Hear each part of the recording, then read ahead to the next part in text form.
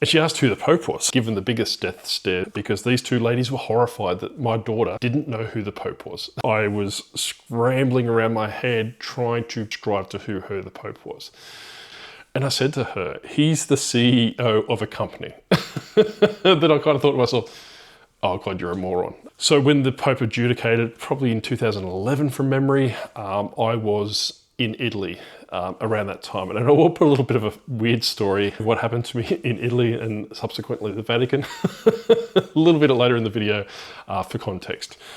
But she was basically saying, hey, look, who is he to question Donald Trump? And by all means, we're not left or right. I was trying to work out and answer her question as to where the Pope sits in the scale of actually being able to tell the President of the United States to pull his head in. Look, all these things were running through my head. I was trying to be very diplomatic to my daughter, but we, in essence, and yes, I'm going to put a prefix, a little asterisk before I make this statement, is that yes, I know the Pope isn't physically a billionaire, but for the purpose of where I'm going with this story, he's going to be, right?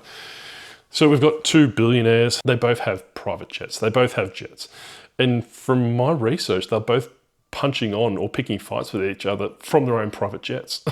So you kind of lose that grounding, engaging in dialect, one probably a little bit more softer and one's a little bit more spicier with each other about one wanting to annihilate a 7,000-year-old civilization, whilst the other one's basically saying, hey, look, you shouldn't be doing that and all these different things. But what it really comes down to, and I want to throw it out there, by all means, please let me know what your comments are. I'm more than happy to fight with you in the comments or engage and flesh this kind of idea out. I'm trying to get my head around where two billionaires are literally controlling a very, very vast amounts of influence. So if we do look at the Pope as being the CEO of an organization, the Catholic Church in this respect, what ground does he have to pick a fight with the President of the United States? And by all means, like I said, that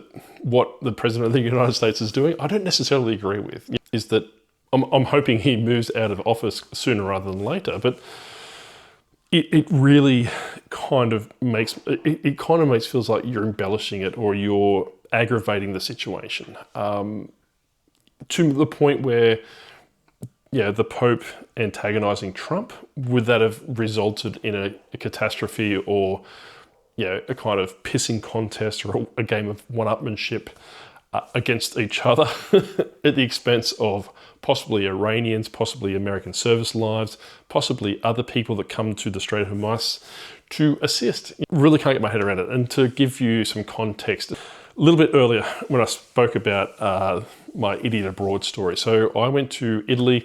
My wife was on a deployment at the time, so we met up in Italy to spend a couple of weeks there. I've never been to Europe, so we thought we'd go to Italy, we'd go to the Vatican, we'd go to France. And so I bought a ticket for one of those jump-off buses, jump-on, jump-off buses. It was called a red bus, I think, from memory. We seen this bus, and keeping in mind this was about the time that the previous Pope, two popes ago, adjudicated. But I was well and truly out of my depth. I had my backpack on, jumped on the bus. Then the bus doors closed because they didn't even bat an eyelid. And I showed my red pass, and I didn't even pay attention to the driver. It was just a normal red bus. Looked around, and it is completely full of priests and nuns. And I'm like, oh my God, we need to get off this bus. And one of the priests said, oh, you're more than welcome here. Yeah, you can go from there. And I was like, okay, where are we going? And they said, we're going to the Vatican. And I was like, oh God. We had the plan for the Vatican tomorrow. So we ended up going to the back entrance of the Vatican. So we did get waved on. They did check our passports and all these different things. So we didn't try to smuggle into the Vatican City. But then they asked us if we wanted a tour. And I said, look, politely declined and said, hey, look, no, I'm more than fine. We'll just get off and just go exit stage left. And thank you for your time. I was around the Vatican, and when I was outside the Vatican and all through Italy, a lot of the tourist hotspots. And to be brutally honest, I've seen the exact same thing in America when I was there. I've seen the exact same thing in Australia at the moment. But there's a lot of homeless people. There's a lot of people begging. There's a lot of people doing all these different things. So I'm just going to use Italy for the contrast, because where I am in Australia, I don't have, the Sistine Chapel next to me.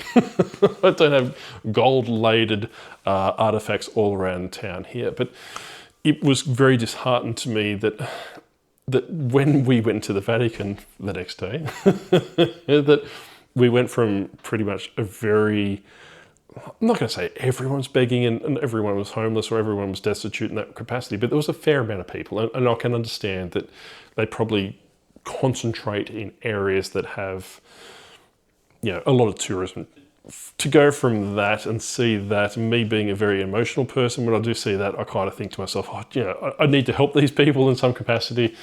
To go literally through a gate and see the most magnificent riches I have in my life, gold, everything, people donating money to the church, people buying candles, people buying things out of a souvenir shop. It kind of made me feel like it was a commercialized enterprise. And yes, by all means, I know they might strike a chord with some people and slightly disrespectful, but please, understand from my perspective. I'm not having a go at your religion. I'm kind of looking at it from an outside perspective. So for me, that was very disheartening to see that all these people, even the same as Australia, the same as the United States and all over the world, there are people doing it tough. There are people disadvantaged. There are people born into, sections of communities and sections of society where they'll never be the best person they could be. And I kind of look at it from a different perspective, is that these downtrodden people, if they aren't given an opportunity to do the best they can with their life, these people may have the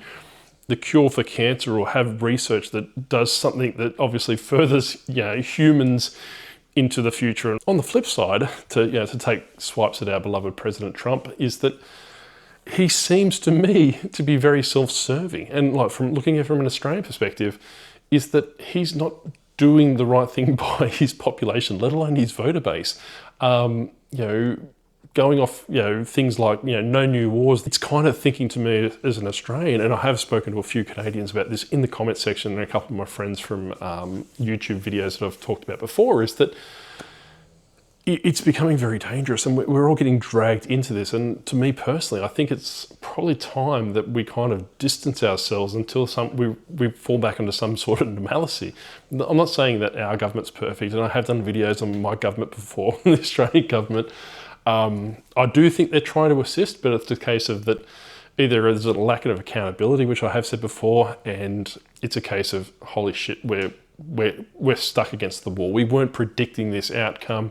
Therefore we haven't prepared for it. Like I say, it just seems to be a common occurrence across the world, but let me know in the comment section below what your thoughts are. Let me know if my reasoning is right or if it's wrong.